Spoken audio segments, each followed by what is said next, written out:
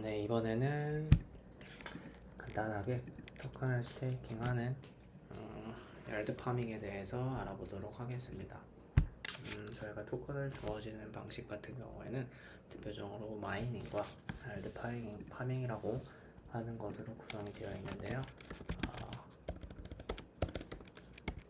열드 파밍이라고 검색하면 해당 정보를 알 수 있으니 참고하시면 좋을 것 같습니다. 열드 파밍에 사용될 때에는 일단 기본적으로 토큰이 필요하기 때문에 간단한 토큰 인터페이스를 한 개 따오도록 하겠습니다. 오픈제플린에서 ERC20쪽을 따오도록 하겠습니다.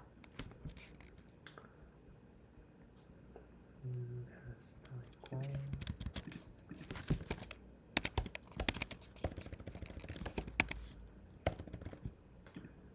컨택트를 한 개 새로 만들고요.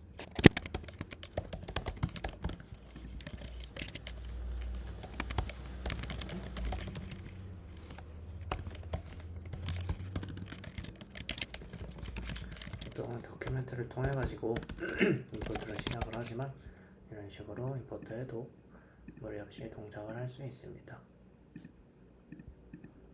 컨택트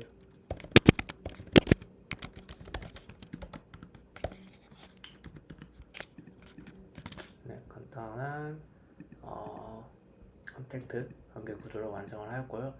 여기 발생하는 오류는 SPDX 라이센스가 존재하지 않다는 건데, SPDX 라이센스라고 하면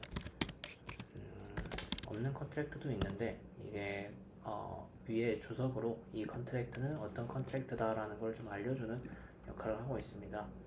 이거와 같이 이외에도 굉장히 많은 아이덴티파이어들이 존재를 하게 됩니다. 이 부분에 대해서는 좀 더 추가적으로 학습을 하실 분은 학습을 하면 될 것 같습니다. 사실 이 부분은 그냥 컨트랙트가 어떤 역할을 한다 정도만 알려주기 때문에 그렇게 중요한 부분은 아닙니다. 그러면 ERC20 토큰을 한 개 만들어 보면 컨스트럭터를 통해 가지고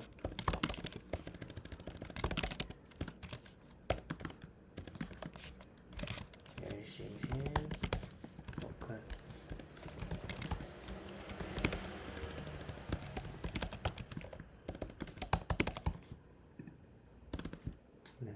0.8 버전에서 퍼블릭이 필요가 없네요. 이게 어떤 코드냐면 이 ERC20에 대한 주소 값을 가지고 있는 토큰이라는 변수를 만드는 코드입니다. 컨스트럭터는 알고 있다시피 배포를 할 때 바로 실행이 되는 그런 함수 같은 것을 의미를 하고요. 해당 배포할 때 해당 인자로 ERC20 컨트랙트 주소를 넣어주면 동작이 되게 되겠죠. 여기서 한 가지 문제점이 있으면 제가 임포트하는 부분은 실질적으로 ERC20이 직접 코드 자체가 완전 작성이 되어 있는 완전히 작성이 되어 있는 컨트랙트입니다. 하지만 보통 이런 식으로 사용을 할 때에는 인터페이스 부분을 활용을 하여 불러오게 됩니다. 그렇기 때문에 이 부분을 ERC20 이쪽으로 통해 가지고 다시 불러오도록 하겠습니다. 바꿔주고요. 인터페이스를 통해서 호출을 하는 이유는 굉장히 간단합니다. 쉽게 말해서 데이터가 무거워지는 것을 방지하기 위해서 이렇게 호출을 하게 되고요. 단순하게 ERC20 주소로 통해 가지고 불러오게 되면 해당 ERC20에 대한 쓸데없는 함수들도 이쪽에 표시가 될 수 있기 때문에 그런 부분에서 좀 처리를 해주기 위해서 인터페이스를 통해서 불러옵니다. 그래서 인터페이스라는 게 어떻게 보면 쉽게 말하면 이 해당 컨트랙트에 있는 메뉴판, 해당 컨트랙트에서 있는 함수들을 정의한 것이기 때문에 이런 식으로 호출을 하여 좀 더 짜임새 있고 간단한 컨트랙트를 구성을 할 수 있습니다. 이렇게 토큰을 불러오면 기본적으로 열드 파밍이라고 하면 컨트랙트에 해당 토큰을 예치해놓고 일정 기간을 예치해놓고 그 이후에 보상을 가져가는 것인데, 이게 어떻게 보면 락업 원래 값도 응용하여 사용할 수가 있고, 추가적으로 팩토리 컨트랙터를 구성을 하여서 원하는 기간을 설정하였을 때 그 해당 기간에 토큰을 예치하고 보상을 가져가는 방식으로도 활용이 가능합니다. 이게 대표적으로 디파이에서도 엄청 많이 사용되는 방법인데 최근에 한번 봤었는데 한번 찾아보도록 하겠습니다. 스시 수합이었나요?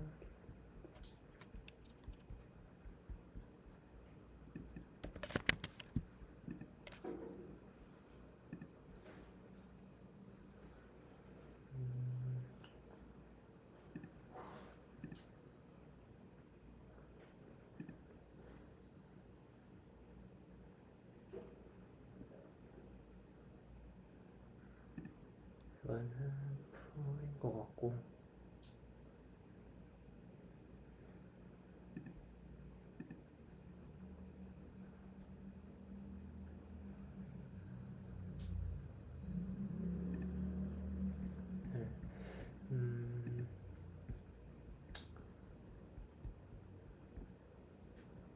찾는 게 찾아놓은 게 없으니까 말로 설명을 드자면 잠시 미로를 정해 가지고 설명을 하도록 하겠습니다.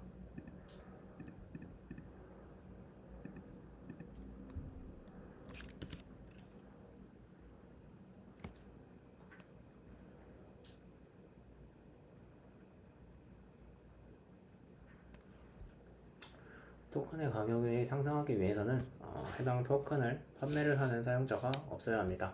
그렇다 보니까 해당 토큰을 컨트랙트에 보관을 해놓고 그 컨트랙트에서 일정 기간 동안 보관해 놓으면 토큰 판매가 불가능하니까 그렇게 활용을 해가지고 토큰 판매를 막을 수 있는 역할을 할 수가 있습니다. 이렇게 얄드 파밍을 활용하면요, 간단하게 이게 아니라 파밍 1 이렇게 파밍 1 컨트랙트가 하나 있다고 생각을 하겠습니다. 이 파밍 1 컨트랙트는 따로 팩토리 컨트랙트에서 해당 값을 초기화를 해서 이닛을 한다고 하죠. 초기화를 해서 만들어진 하나의 컨트랙트입니다. 이 팩토리 컨트랙트에 대해서는 나중에 한번 다뤄볼 건데, 쉽게 말해서 컨트랙트에서 새로운 컨트랙트를 만드는 그런 컨트랙트를 의미를 합니다. 어쨌든 팩토리 컨트랙트에서 파밍 1이라는 하나의 얄드 파밍 역할을 할 수 있는 컨트랙트를 만들어냈습니다. 그러면 이 파밍 1에 대한 조건은 일주일 락업을 시키면 보상을 준다, 이러한 역할을 하고 있습니다. 근데 특정 그 해당 거버넌스 토큰의 오너가 일주일 보상 말고 추가적으로 한 달 락업을 시키면 보상을 준다, 이러한 똑같은 파밍 풀을 한 개 만들어낼 수 있겠죠. 또 추가적으로 1년 락업을 하면 보상을 준다, 이런 식으로 구성이 되어 있는 게 얄드 파밍이라고 할 수가 있습니다. 그렇기 때문에 토큰의 판매를 막는 역할을 하기 때문에 기본적으로 간단하게 생각이 나는 대로 한번 코드를 적어보도록 하겠습니다. 락업 타임을 한 개 구성을 하도록 하겠습니다. 이건 팩토리 형태가 아니기 때문에 이 해당 락업 타임은 컨스트럭터, 즉 배포를 할 때 동작이 설정이 되도록 하겠습니다. 세이프 매스가 따로 라이브러리를 호출하지 않았기 때문에 그냥 바로 작성을 하겠습니다. 락업 타임은 now에다가 해당 락업 타임은 now에다가 고정값으로 줄 수도 있지만 생각을 해보니까 이렇게 전역 변수로 활용을 하게 되면 사용자들이 몇 주일을 예치를 하는지에 대해서 설정이 불가능하기 때문에 그냥 저번에 다루었던 구조체로 한 개 만들어 보도록 하겠습니다. 베스트는 스타트 타임 한 개와 락업 타임 한 개를 가지고 있고 어마운트 값을 가지고 있는 것으로 구성을 하겠습니다.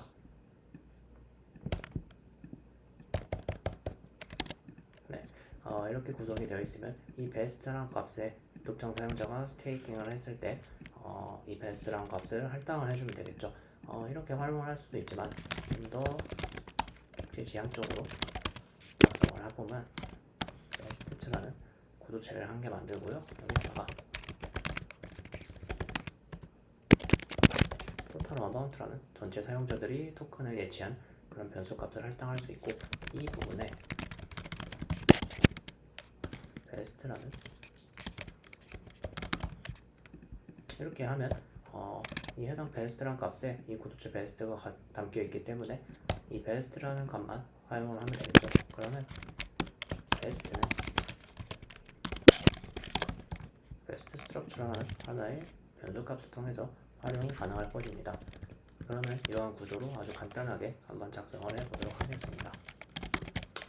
스테이크를 할 때 어마운트 값을 통하는데, 이 스테이크 값은 누구나 스테이킹을 할 수 있는 그런 값이 되어야겠죠. 리퀘어먼트를 통해서 메시지 샌더가 이 해당 어마운트만큼보다 더 많은 토큰을 가지고 있어야 예치가 가능하겠죠. 왜냐하면 자기가 가지고 있는 금액보다 같은 금액이거나 결국 더 낮은 금액을 예치를 할 것이기 때문이죠. 그러면 이 토큰에서 결국 우리가 원하는 건 토큰의 양이기 때문에 이 해당 토큰의 밸런스 오브, 즉 이 메시지 샌더의 밸런스 오브가 어마운트보다 크면 무리 없이 실행이 되겠죠.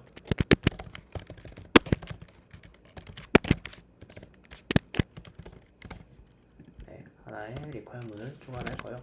그리고 메시지 샌더가 이상한 결과값으로 오면 안 된다는 조건도 한 개 추가했습니다.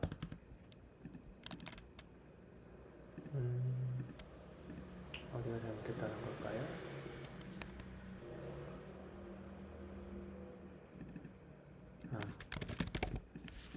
네.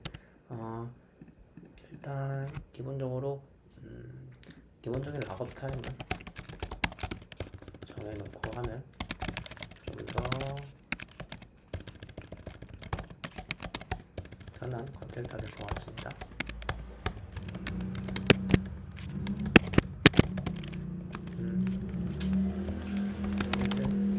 설정을 하겠습니다. 그러면 사용자가 스테이킹을 할 때는 기본적인 락업 타임 이후에 호출이 가능할 기본적인 락업 타임 이후에 토큰이 위드드로우가 가능하게만 구성을 하면 되겠죠. 그럼 베스트 스트럭처에 이 베스트라는 값이 가지고 있는 게 결국 스테이킹에 대해 사용자가 스테이킹한 정보니까 이 스타트 타임에 이거를 now로 한 개 갱신을 해주고요. 네, 블록점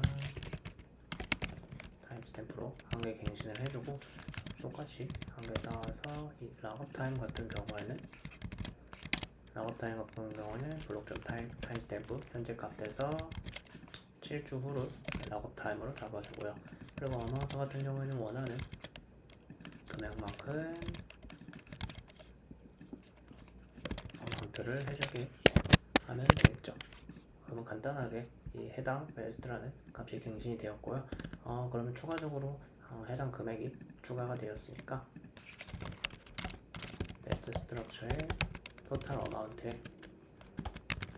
어마운트만큼 더해주면 간단한 스테이킹 함수가 완성이 되었습니다. 이 부분에서 한 가지 추가를 해야 되죠. 아까 말씀드렸던 것처럼 이 해당 토큰을 해당 컨트랙트에 보관을 해야 되기 때문에 이 토큰의 트랜스퍼 from 함수를 사용을 해가지고 이 해당 컨트랙트에 보관을 하면 되겠죠. 여기서 트랜스퍼가 아닌 왜 트랜스퍼 from을 활용을 하냐면 일단 기본적으로 이 다른 컨트랙트에서 주소를 받아서 사용을 하면 이 주소를 받아서 사용을 했을 때 이 토큰에 대한 컨트랙트에 접근을 할 때 이 토큰 내부에서 메시지 샌더의 값이 유지가 되지 않기 때문입니다. 예를 들어서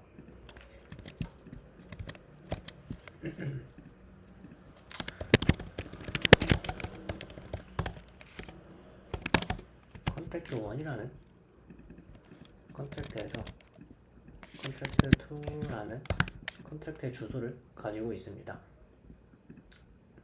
상속이 아닌 이처럼 주소를 할당하여 가지고 있습니다.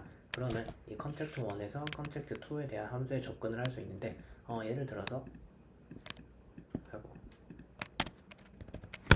이게 아니고요. 그랬나요?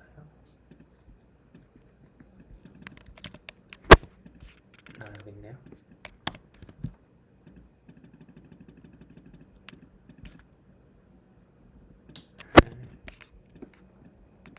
그냥 한 개 작성을 하도록 하겠습니다. 예를 들어서 이 컨트랙트 1이라는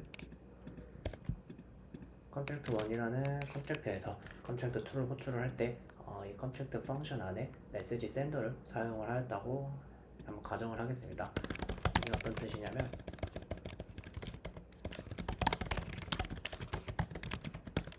여기서 컨트랙트 2에 똑같이 뭐 test2라는 함수를 실행을 시키는데 여기에 test2 함수는 하나의 주소값을 가지고 있다고 한번 보겠습니다. 그러면 컨택트 2의 테스트 2는 어떻게 생겼냐면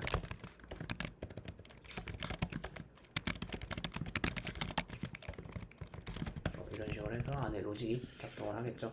이 컨택트 같은 경우는 이 함수 같은 경우는 컨택트 2에 있는 함수라고 하겠습니다. 그럼 컨택트 1에서 컨택트 2에 있는 함수를 실행시키는 게 되겠죠. 근데 여기서 인자로 메시지 센더가 어드레스로 넘어가게 됩니다. 그럼 여기서 만약에 테스트 2에서 어떤 어드레스가 센더가 같냐 이렇게 확인을 하면 이거는 같지 않습니다. 왜냐면 여기서 주어지는 메시지 센더는 이 어드레스가 맞습니다. 왜냐면 테스트 2로 인자값을 전송을 하기 때문에 만약에 여기서 메시지 센더라는 값이 a라는 값이라면 이 a라는 값은 이 어드레스로 잡히게 될 거고 그럼 이 어드레스는 결국 a가 되겠죠. 그러면 여기서 메시지 센더가 왜 이 메시지 센더와 다르냐면 이 컨트랙트 이 테스트라는 함수 자체를 실행시키는 주체자는 메시지 센더가 맞고 그래서 여기에 메시지 센더가 들어갈 때는 유저가 되겠죠. A라는 유저가 되게 됩니다. A라는 유저가 되지만 이 컨트랙트 2 자체를 호출하는 얘는 이 컨트랙트 1이 컨트랙트 2를 컨트랙트 1이 컨트랙트 2에 있는 함수를 실행시키기 때문에 이 컨트랙트 2에 있는 테스트 2라는 함수에 대해서는 메시지 센더의 값이 유저가 아니라 메시지 센더 컨트랙트 1의 어드레스가 되게 됩니다. 그렇기 때문에 기본적으로 토큰에 대한 트랜스퍼 함수를 실행을 시킬 때는 일단 컨트랙트를 한번 보면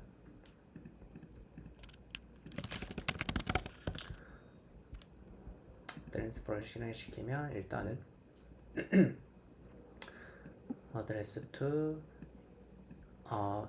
사용자가 누군가에게 금액을 전송하는 함수가 되는데 여기서 오너라는 건 메시지 센더라고 지정이 됐죠. 즉 메시지 센더가 누군가에게 어마운트를 준다. 하지만 여기서 만약에 트랜스퍼를 사용을 하게 된다면 이 트랜스퍼 내부 함수가 메시지 센더가 이 파밍 컨트랙트로 잡히기 때문에 파밍 컨트랙트가 누군가에게 금액을 준다. 이렇게 구성이 되게 됩니다. 그렇기 때문에 트랜스퍼가 아니라 트랜스퍼 프롬을 활용을 하게 됩니다. 트랜스퍼 프롬 같은 경우에는 누군가에게 금액을 준다. 이렇게 세 개의 인자를 받기 때문에 무리 없이 활용이 가능합니다. 그래서 대부분의 유튜브에서 이제 간단한 스테이킹 컨트랙트를 만들 때 그냥 단순하게 트랜스 프롬을 활용하면 작동이 된다 이런 식으로 설명을 하는 경우가 있는데 그거는 반이 맞고 반이 틀렸습니다. 왜냐하면 트랜스퍼 프롬이라는 게 그냥 아무런 제약 조건이 없다면 그냥 뭐 C라는 사용자가 A가 B한테 100개만큼 줘 이렇게 실행시키면 그냥 끝나는 거겠죠. 그래서 저번 시간에 말했던 것처럼 이 allowance라는 설정을 해줘야 됩니다. 이 allowance 같은 경우에는 저번 시간에도 한번 다루었던 approve와 똑같기 때문에 이거 그렇게 넘어가도록 하겠고요. 그렇기 때문에 이 스테이킹 컨트랙트를 활용을 할 때는 기본적으로 이 해당 토큰 주소에다가 이 파밍 컨트랙터라는 컨트랙터 어드레스 주소로 어프로브 설정을 해주고 그 다음에 그 금액에 맞는 스테이크 함수를 실행을 시켜주어야 됩니다. 간단하게 알아보았고, 그 다음에 뭐 마저 코드를 작성하다면 유드로 같은 경우에는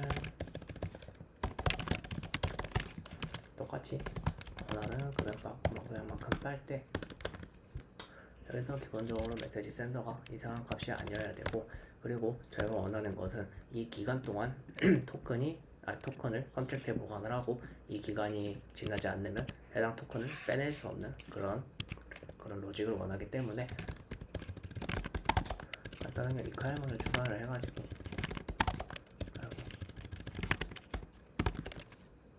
그래서 어떡하나요? 리퀘어먼트를 한 개 간단하게 추가를 해가지고 베스트 스트럭처에 베스트 제 메시지 센더의 값에서 이 락업 타임이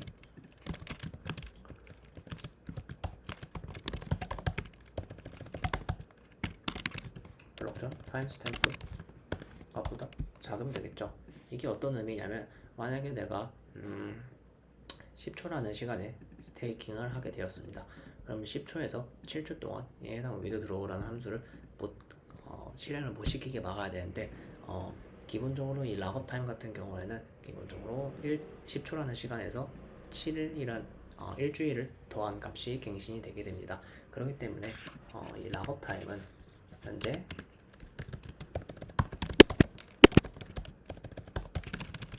10초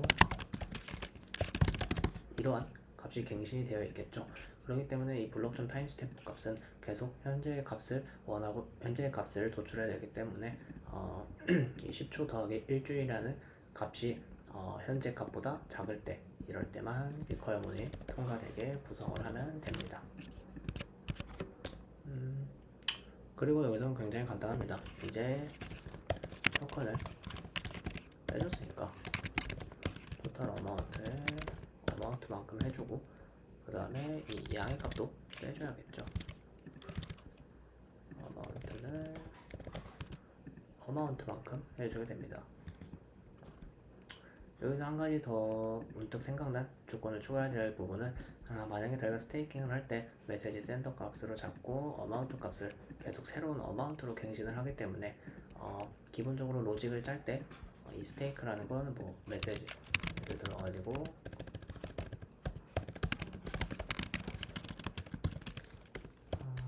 뭐 불량 값을 통해 가지고 이렇게 해서 이 테스트라는 게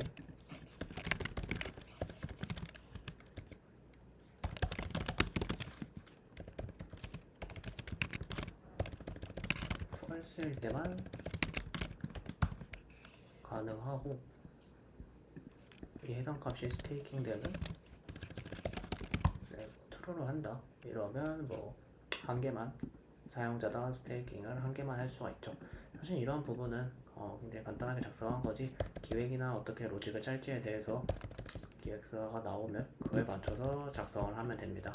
하나 예시를 들자면 저 같은 경우에는 팩토리 컨트랙트를 구성하고 해당 팩토리에서 뭐 어떤 팩토리는 일주일, 어떤 팩토리는 뭐 1년, 한 달 이렇게 계산을 한 다음에 뭐 일주일 동안만 스테이킹을 받겠다.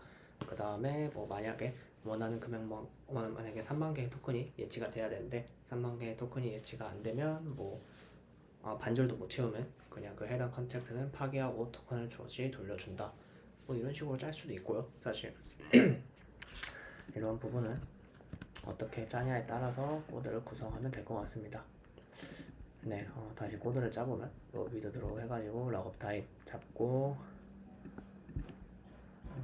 토탈 어마운트 빼주고요. 그리고 현재 값에서 빼주고, 그 다음에 토큰을 줘야겠죠. 여기서는 트랜스퍼 프롬이 아니라 트랜스퍼를 활용을 하여서 메시지 센더에게 어마운트만큼 주면 됩니다.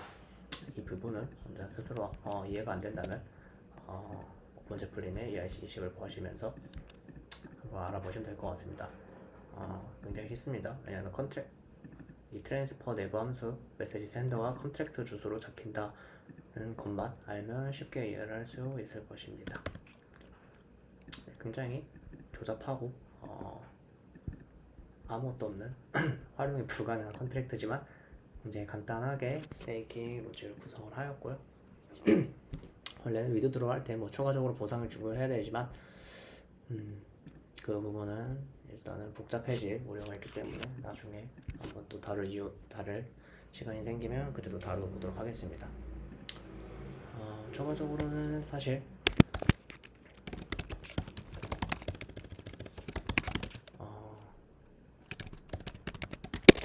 리워드 토큰을 구성을 하여가지고 해당 토큰이 스테이킹 되면 뭐 리워드 토큰을 준다 뭐 이런 식으로 또 구성이 가능하고요. 네, 간단하게 스테이킹 컨트랙트의 토큰을 보관하고 이후 가져가는 로직을 굉장히 간단하게 짜보았고요. 하지만 이 코드 같은 경우에는 아까 말씀드린 것처럼 굉장히 조잡하고 이 추가적으로 뭐 제약 조건도 걸고 뭐 기간도 정하고 뭐 보상 로직도 굉장히 복잡하게 구성이 되어야 할 필요가 있습니다. 쉽게 말해서 방의 예시를 간단하게 한번 보자면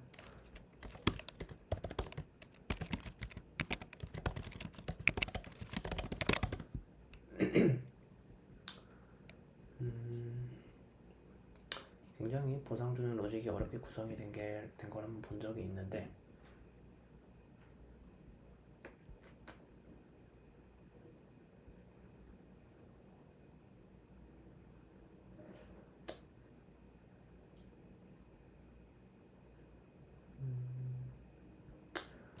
찾을 수가 없네요. 잠시만요. 바로 찾아보도록 하겠습니다.